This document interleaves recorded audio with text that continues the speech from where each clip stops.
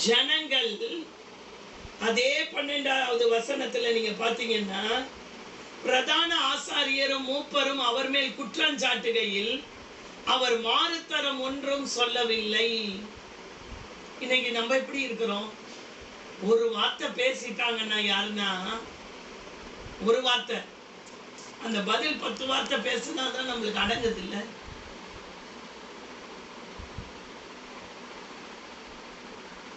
ஆனால் இங்க வசனம் சொல்லுது, பிரதான ஆசாரியரும் மூப்பரும் அவர் மேல் குற்றம் சாட்டுகையில் அவர் மாறுத்தரம் ஒன்றும் சொல்லவில்லை. வசனம் போடுங்கப்பா. அவர் மாறுத்தரம் ஒன்றும் சொல்லவில்லை. அவர் மாறுத்தரம் ஒன்றும் சொல்லவில்லை. வசனம் பாருங்களேன், மத்தேயு 27:12. ஐயோ, இந்த பைபிள் இருக்குது பாருங்க, என்ன ஒரு ஆச்சரியமான வேதம் தெரியுமா? ஒரு வரி படிச்சா கூட ஒரு நாளைக்கு அந்த ஒரு வரியில அவ்வளவு ஒரு அற்புதம் இருக்கிறது. இது பாருங்களேன், இந்த ஒரு வரிய திரும்ப திரும்ப படிக்கலாமான்னு இருக்குது. பிரதான ஆசாரியரும் மூப்பரும் அவர் மேல் குற்றம் சாட்டிட்டே இருக்கிறாங்க. பிலாத்து முன்னாடி கொண்டு போய் நிப்பாட்டி, அதாவது ஒரு நடு மையமா இருக்கிற ஒருத்தருக்கு முன்னாடி நிப்பாட்டி, நம்மளை கொண்டு போய் நிப்பாட்டி நம்ம மேல செய்யாத குற்றங்களை எல்லாம் சொல்லிட்டே இருக்கிறாங்கன்னு வச்சுக்கோங்க ஒருத்தர். அப்படி இந்த பிரதான ஆசாரியர் யாருன்னா, சர்ச்சுக்குள்ள இருக்கிறவங்க, சர்ச்சை நடத்துறவங்க. ஆசாரியர்கள்னாலே யாருங்க? ஆதியாகமத்தை இது யாத்திராகமத்துல கொண்டு வந்தார். ஆசாரியர்கள்னா யாரு? தேவனுடைய ஊழியம் செய்கிறவர்கள். அதுல இந்த பிரதான ஆசாரியர்கள் யார் தெரியுமா? இன்னும் மிக முக்கியமான நபர்கள் சர்ச்சில். அது இல்லாத அடுத்த லெவல்ல இருக்கிற மூப்பர்கள். அவர் மேல் குற்றம் சாட்டுகையில் அவர் மாறுத்தரம் ஒன்றும் சொல்லவில்லை. எங்களுக்கு இந்த கிருபை தருவீங்களா ஆண்டவரே? எங்களுக்கு இந்த கிருபை தருவீங்களாப்பா?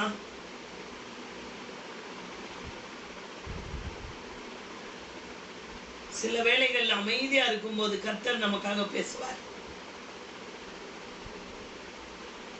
ஆண்டவரே, எங்களுக்காக பேசுங்கப்பா, எங்களால முடியலப்பா. அடுத்தவர்கள் எங்கள் மேல குற்றம் சாட்டி கொண்டே இருக்கிறார்கள். நீங்க இங்க பாருங்களேன், வசனம் என்ன சொல்லுகிறதுன்னு. அவர் மேல் குற்றம் சாட்டுகையில் அவர் மாறுத்தரம் ஒன்றும் சொல்லவில்லை. அடுத்த வசனம் பாருங்க, 13. அப்பொழுது பிலாத்து அவரை நோக்கி, இவர்கள் உன்மேல் எத்தனையோ குற்றங்களை சாட்டுகிறார்களே. இது ஒரு குற்றம் 2 குற்றம் இல்லைங்க, எத்தனையோ குற்றங்கள். ஆண்டவர் என்ன குற்றம் பண்ணாரு? ஜனங்களை விடுவித்தாரு, பிசாஸ் குடியிலிருந்து விடுவித்தாரு, நோய் குணமாக்கினாரு. எத்தனையோ குற்றங்கள் சாட்டுகிறார்களே, நீ அவைகளை கேட்கவில்லையா? அண்டர்லைன் பண்ணிக்கணும்ல, நீ அவைகளை கேட்கவில்லையா?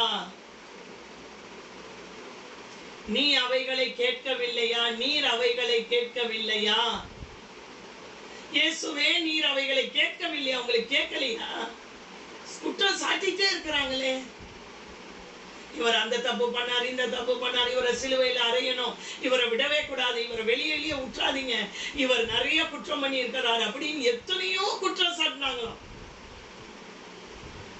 அதாவது 1 2 இல்ல, அப்படியே சொல்லிக்கிட்டே இருக்கிறாங்களாம். பொய்யும் சேர்த்து எல்லாம் சேர்த்து சொல்லிக்கிட்டே இருக்கிறாங்க. சொல்றதெல்லாம் பொய் தானே.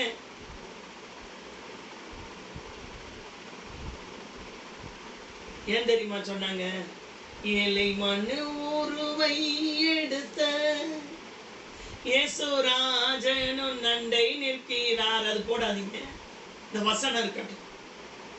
ஏற்றுக்கொள்ள அவரை தள்ளாதே. அதாவது பெரிய மாட மாளிகையில எல்லாம் இயேசு பிறக்கல. ஒரு பெரிய ராஜா வீட்டுல இயேசு பிறக்கல. ஒரு சாதாரண தச்சன் வீட்டுல தான் இயேசு பிறந்தார். ஏழை மனு உருவை எடுத்தன்னு இருக்கும் அந்த பாட்டுல. சாரால் நவ்ரோஜின்னு ஒரு அம்மா இருந்தாங்க. அந்த அம்மா எழுதின பாடல் அதெல்லாம். அந்த அம்மா சொல்லுவாங்க, நான் செத்த ஆண்டவர்கிட்ட போகும்போது இந்த பாட்டு புக்கோட போயிடுவேன். அவர் பாதத்துல உட்காந்து பாடிக்கிட்டே இருப்பேன் பரலோகத்துல. அப்படி நிறைய பாடல் எழுதுனாங்க, கல்யாணமே பண்ணிக்காம கர்த்தருக்காகவே வாழ்ந்து. ஏகப்பட்ட பாடல், ஒவ்வொரு பாடலும் அருமை அருமையா எழுதியிருப்பாங்க. கேட்க கேட்க அவ்வளவு ஆசீர்வாதமா, அப்படி அபிஷேகமா இருக்கும் அவங்க எழுதின பாட்டெல்லாம். எத்தனையோ குற்றங்கள் சாட்டுகிறார்களே, உங்களுக்கு அது கேட்கலையா? ஏன் ஒரு வார்த்தை கூட சொல்ல மாட்டேன்றீங்க? இந்த குற்றங்களுக்கு பதில் சொல்லணும்ல, நான் இதை செய்யலன்னு சொல்லணும்ல, அந்த இடத்துல நீங்க வாதாடணும்ல. இன்னைக்கு நம்ம குடும்பங்களுக்குள்ள நமக்குள்ள வருகிற வாக்குவாதங்கள் இருக்குது பாருங்க. இந்த காலை வேளையில ஆண்டவர்கிட்ட கேட்போம்ல, ஆண்டவரே உங்களை மாதிரி எங்களை மாத்துங்கப்பா. சர்வசாதாரணமா ஜெபம் பண்ணிட்டு போயிடுவோம் அந்த வார்த்தையெல்லாம்.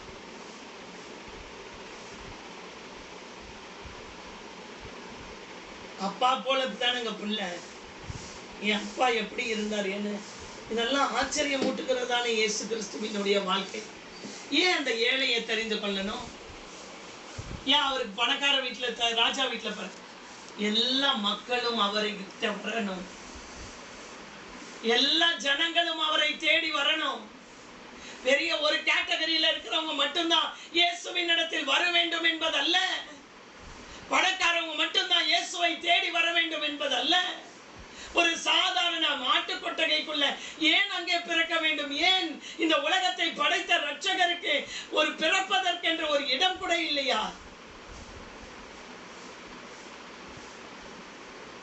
ஒரு ஆடு மேய்க்கிறவங்க வந்து பார்க்கணும். பெரிய இடத்துல பிறந்த வெளியில இருக்க வாட்ச்மேன் உள்ள விடுவாங்களா? அவர் வந்ததே யாருக்காங்க? நீதிமான்களை அல்ல, பாவிகளே மனம் திரும்புகிறதற்கு நான் இந்த பூமிக்கு வந்தேன் என்று. இப்ப இங்க எல்லாரும் சொல்றாங்க, உண்மையில் இத்தனை குற்றங்கள் சாட்டுகிறார்களே, நீங்க ஏன் ஒரு வார்த்தை கூட அது உங்களுக்கு காதுல கேக்குதா கேட்கலையா? அவரோ ஒரு வார்த்தையும் மாறுத்தரம் சொல்லவில்லை.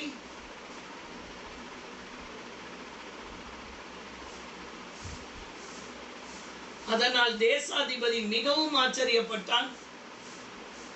பிலாத்து அப்படியே அதிர்ச்சியாய் நிற்கிறார். என்னங்க இது, இவர் என்ன மனிதனா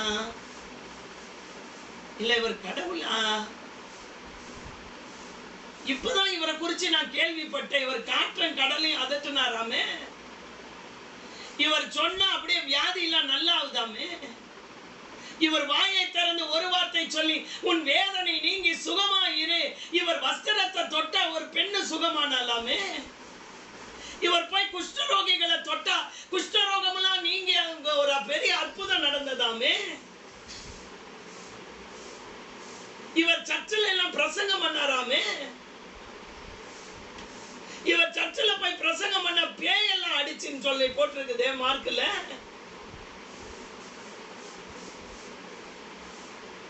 அதனாலதான் பிலாத்து ஆச்சரியப்பட்டாராம். அது சும்மா ஆச்சரியப்படலையா, மிகவும் ஆச்சரியம். எப்படி ஆச்சரியங்க? மிகவும் ஆச்சரியப்பட்டான். இருக்குதா? இப்படி ஒரு நபரா? இது சாத்தியமே இல்லாத ஒரு காரியம் இல்ல. இவங்கெல்லாம் இவ்வளவு குற்றம், எத்தனையோ குற்றங்கள் சாட்டுகிறார்களே, நீ ஏன் ஒரு வார்த்தை கூட உங்களுக்கு இது கேட்கலையான்னு கேட்கிறாரு. முதல்ல உங்களுக்கு இது கேட்குதா கேட்கலையா? அப்படியே அமைதியா நிற்கிறார் ஆண்டவர். வானத்தையும் பூமியை உண்டாக்கினார். அதனாலதான் ஆண்டவர் சொன்னார், நான் சாந்தமும் மனத்தாழ்மையுமாய் இருக்கிறேன், என்னிடத்தில் கற்றுக்கொள்ளுங்கள் அப்படின்னு இருக்கு அந்த வசனம். அவற்றைதான் நம்ம கற்றுக்கொள்ளணும். இப்ப யாரையும் பார்த்து, இப்ப ஒரு ஊழியக்காரைய யாரையும் பார்த்து கற்றுக்கொள்ள முடியாது. ஏன்னா எல்லாரிடத்துல குறை இருக்கு. ஆனா அவர் மாத்திரம்தான் குறைவற்றவர், நிறைவுள்ளவர். நம்ம எல்லாம் அவரை போல மாறுறதுக்காக பிரயாசப்படுறோம், அவ்வளவுதானுங்க. மாறிட்டேன், நான் எல்லாமே மாறிட்டேன் அப்படின்னு யாராவது சொல்ல முடியுமா? அப்படி ஒரு நபர் இந்த பூமியில உண்டா? என்ன மாதிரி இயேசு போலவே நான் வாழ்றேன், யாருமே இல்லைங்க. வாழவும் முடிகிறது மிக கடினம். ஆனா அவர் நம்மளுக்கு உதவி செய்வார். அவர் உதவி இல்லாம நம்மளால வாழவே முடியாது. அவர் உதவினா மட்டும்தான் வாழ முடியும். வசனம் என்ன சொல்லுகிறது பாருங்க. பொறாமையினால் 17வது வசனம் பாருங்க. ஜெபம் பண்ண போறோம். பொறாமையினால் அவரை ஒப்பு கொடுத்தார்கள் என்று பிலாத்து அறிந்து. இப்ப பிலாத்துக்கு ஒண்ணு தெரியுது, இயேசு பேசவே இல்லை. சரி, ஓகே. இப்ப இந்த பிலாத்து தேசாதிபதி அவர் தான் இப்ப தீர்ப்பு கொடுத்தாகணும். இப்ப இவருக்கு சிலுவையில அறையணுமா வேண்டாமான்னு தீர்ப்பு கொடுக்கணும். இப்ப அவருக்குள்ள ஒண்ணு தெரியுது. ஏன்னா இவர் செய்யாததெல்லாம் சேர்த்து சொல்லிக்கிட்டே இருக்கும்போது தெரிஞ்சிடும்ல. இப்ப இந்த ஜனங்களுக்கெல்லாம் என்ன, அவர் மேல் பொறாமை. எதனால கொண்டு வந்தீங்க நிப்பாட்டி இருக்காங்க என் முன்னாடி இவரை சிலுவையில் அறையும்னு? பொறாமை அப்படின்னு. இது யாருக்கு தெரிஞ்சு போச்சா? பிலாத்துக்கு தெரிஞ்சிருச்சா? அவர் அறிந்து கொண்டாராம். ஆனா ஆண்டவர் பேசினார்னு இருக்கா? இவங்க இவ்வளவு குற்றம் சாட்டுறாங்களே, நீங்க அமைதியா இருக்கிறீங்களே, கேட்கலையான்னு கேட்டதுக்கு வசனம் என்னங்க போட்டிருக்கு? அவர் மாறுத்தரம் ஒன்றும் சொல்லவில்லை இருக்கா?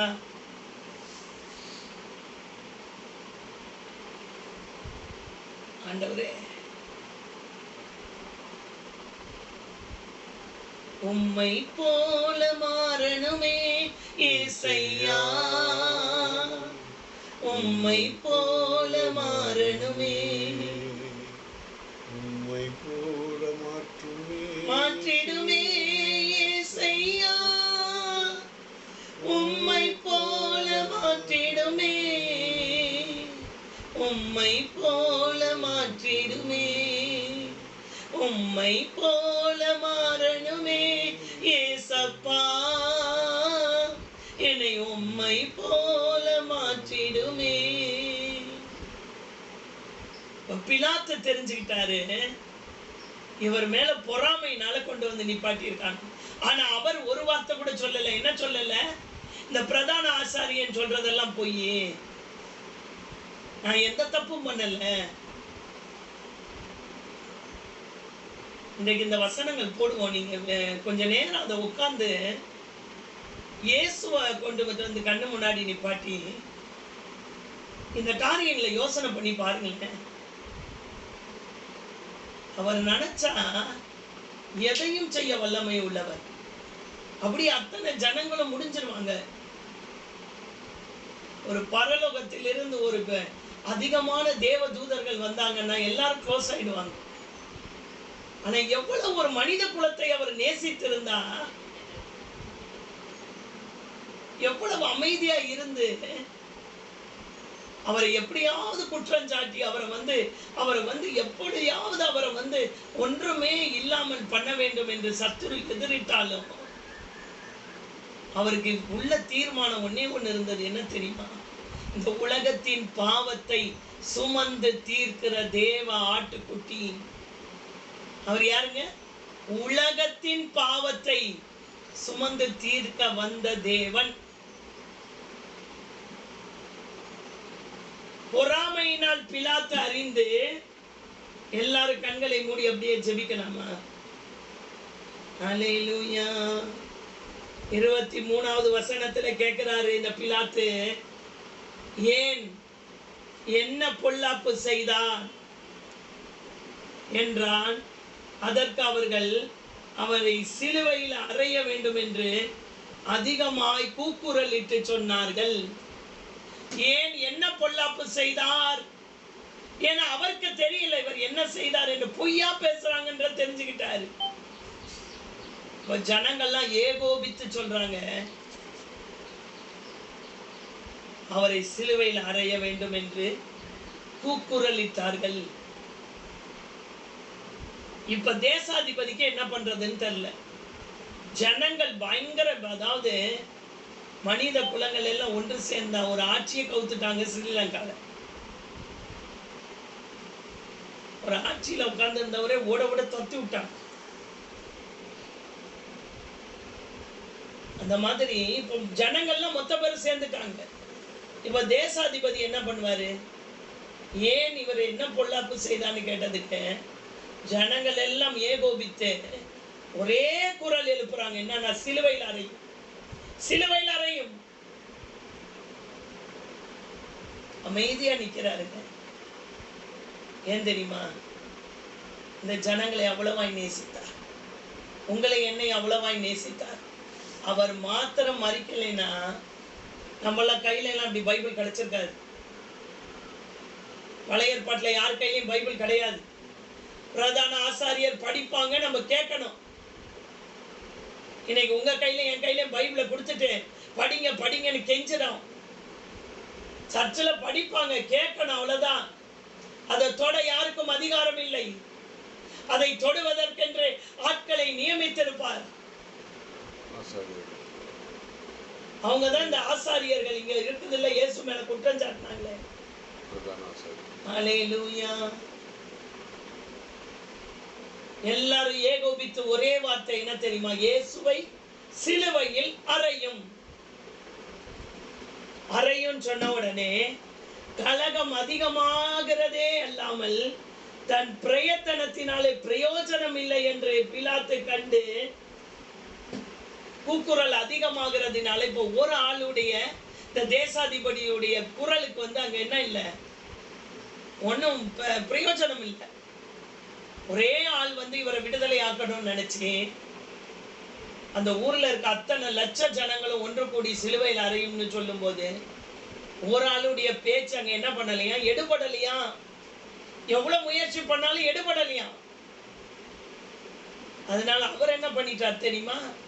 தண்ணி எடுத்துட்டு வாங்கன்னு 2 கையும் கழுவி, இந்த குற்றமில்லாத இந்த ஜனங்களுக்கு முன்பாக கைகளை கழுவி, இந்த நீதிமானுடைய இரத்த பலிக்கு நான் குற்றமற்றவன், நீங்களே பார்த்து கொள்ளுங்கள் என்று அந்த இயேசுவை அந்த ஜனங்கள் கைகளிலேயே ஒப்பு கொடுத்துட்டார்.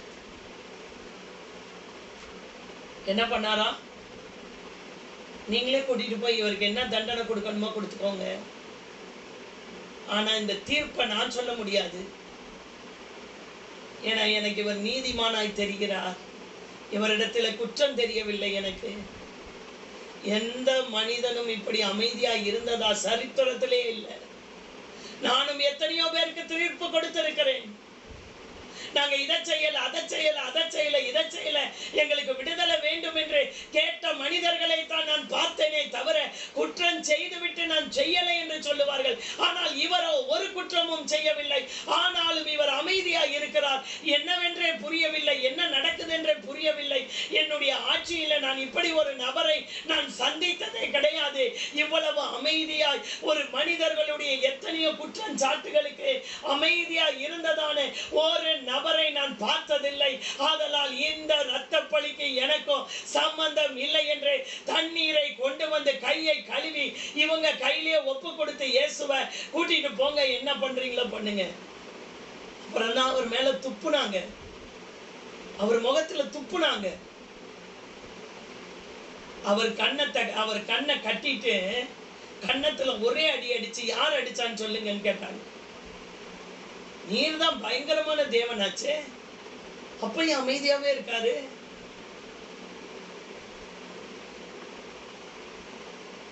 கைகளில் கால்களில் அணிகள் கடாவ கிரீடமோல் மூடி பொன் சிரசில் சூடின கந்தையும் நிந்தையும் வேதனையும் சகித்தார். இந்த பாடுகள் உன்னை மீட்கவே. எதுக்குங்க இந்த பாடுகள்? இந்த பாடுகள் நம்மை மீட்கவே. ஏழை மனுவை எடுத்த இயேசுராஜன் உன் அண்டை நிற்கின்றார். ஏற்றுக்கொள் அவரை தள்ளாதே, ஏற்றுக்கொள் அவரை தள்ளாதே, ஏற்றுக்கொள் அவரை தள்ளாதே. எல்லாரும் சொல்லலாமா ஒரு வார்த்தை?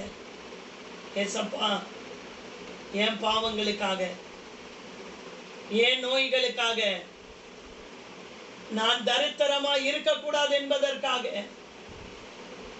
என் சாபங்களுக்காக நீங்க சுமந்தீங்களப்பா, ஒரு குற்றம் செய்யலையப்பா.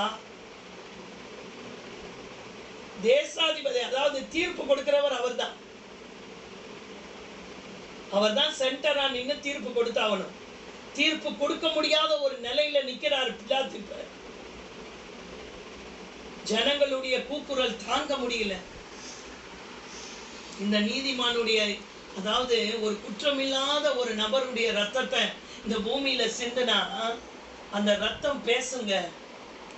ஆபேலுடைய ரத்தம் பேசாதுன்னு நினைக்கிறீங்களா? ரத்தத்துல உயிர் இருக்கு. அதனாலதான் வேதம் சொல்லுகிறது ரத்தத்தை சாப்பிடக்கூடாது. திட்டமும் தெளிவுமா பழைய ஏற்பாட்டுல போட்டிருக்கு.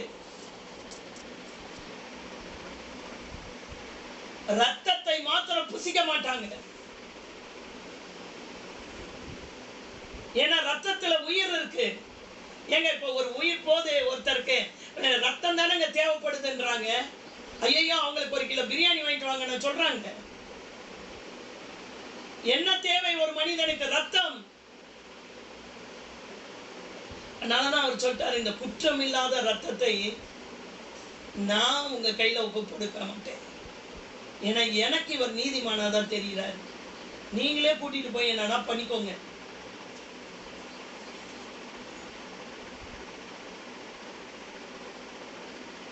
ஆண்டவரே, எங்களை ஒப்பு கொடுக்கிறோம்ப்பா. எனக்காகத்தானே ஆண்டவரே, எனக்காக சொல்லுங்களேன். எனக்காக எனக்காக எனக்காக எனக்காக எனக்காக எனக்காகவாப்பா நீங்க வாய் திறக்காம இருந்தீங்க. இல்லைன்னா நீங்களும் நானும் இப்படி உட்கார்ந்துலாம் ஜெபிக்க முடியாது. நேரா ஒரு ஆடை எடுத்துக்கிட்டு நான் ஒரு தப்பு பண்ணேன்னா நேரா போகணும் சர்ச்சுக்கு. அங்க ஆசாரியர்கிட்ட போகணும், அங்க போய் கொடுக்கணும். அவர் அதை வெட்டி அந்த ரத்தத்தை எடுத்து நம்ம மேல தெளிப்பார். திரும்ப இன்னொரு பாவம் பண்ணவன போகணும். இப்படியே பாவம் பண்ணிட்டே இருந்தாங்க. பாவத்துல இருந்து வெளியே வர முடியல. ஆனா இன்னைக்கு நிரந்தரமாய் வெளியே வரும்படி அவர் ரத்தத்தை சிந்தி நம்மை மீட்டு கொண்டார். ஏன் தெரியுமாங்க? அமைதியா இருந்தாரு.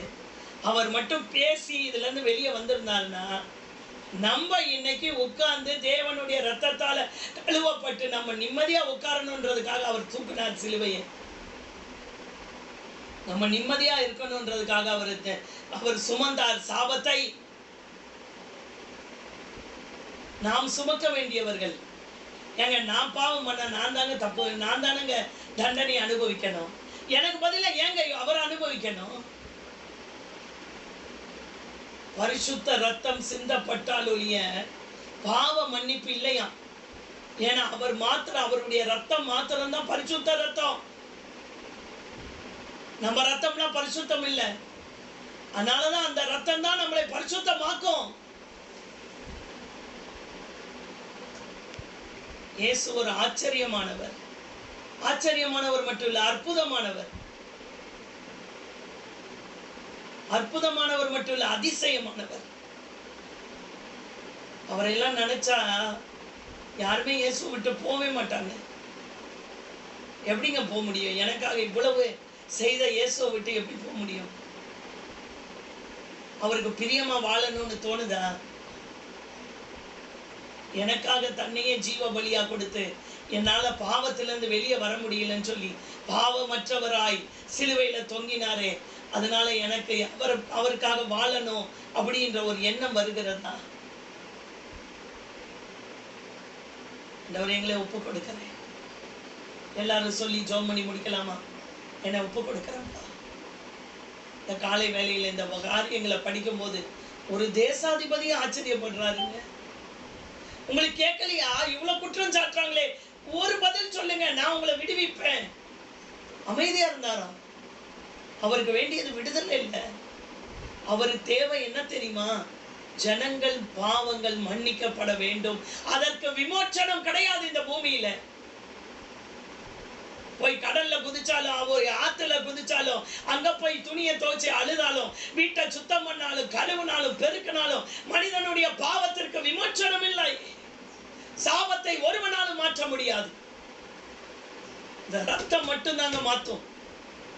அதற்கு அவர் ரத்த சிந்தி ஆகணும். ரத்த சிந்தி ஆகணும். நல்ல கவனி, ரத்த சிந்தி ஆகணும். காலை வேளையில் எங்களை உமக்கு முழுமையா ஒப்பு கொடுக்கிறேன். எவ்வளவு நல்ல தேவனை ஆராதிக்கும்படி நமக்கு கிருபை கிடைச்சிருக்குல்ல. ஆண்டவரே, இந்த கிருபைக்காய் ஸ்தோத்திரம். இயேசுவின் மூலமாய் ஜெபிக்கிற எங்கள் ஜீவனுள்ள பிதாவே. எல்லாரும் மியூட் எடுத்துட்டால்